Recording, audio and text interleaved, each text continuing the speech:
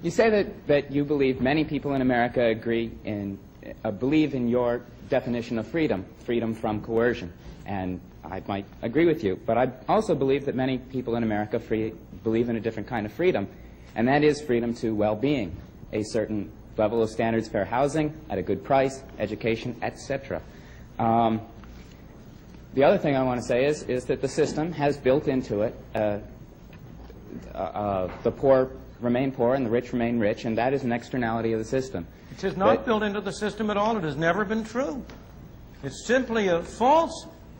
If you look at the evidence, there is an enormous amount of mobility from one class to the other.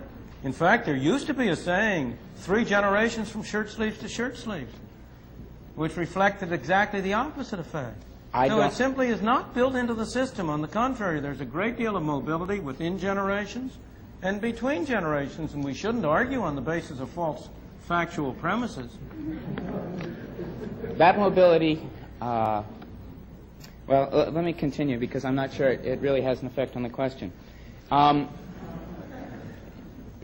Because it is not immediately easy to become in the wealthy class. There are certain parts of the system which make that virtually impossible for the real person. Now, I believe that this freedom too represents the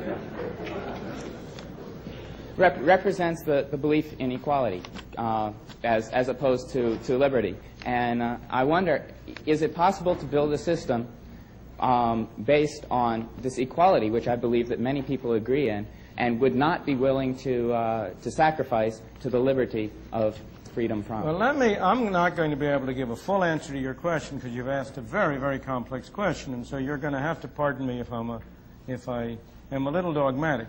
But I only want to suggest that the statements I'm making are not without some thought and reason behind them. In my opinion, a society that aims for equality before liberty will end up with neither equality nor liberty.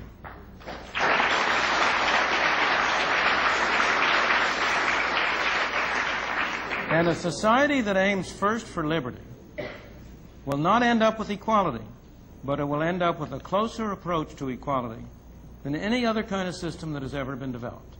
Now, that conclusion is based both on evidence from history, across history, and also, I believe, on reasoning which, if you try to follow through the implications of aiming first at equality, will become clear to you.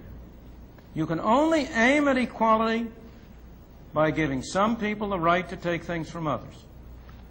And what ultimately happens when you aim at equality is that A and B decide what C shall do for D.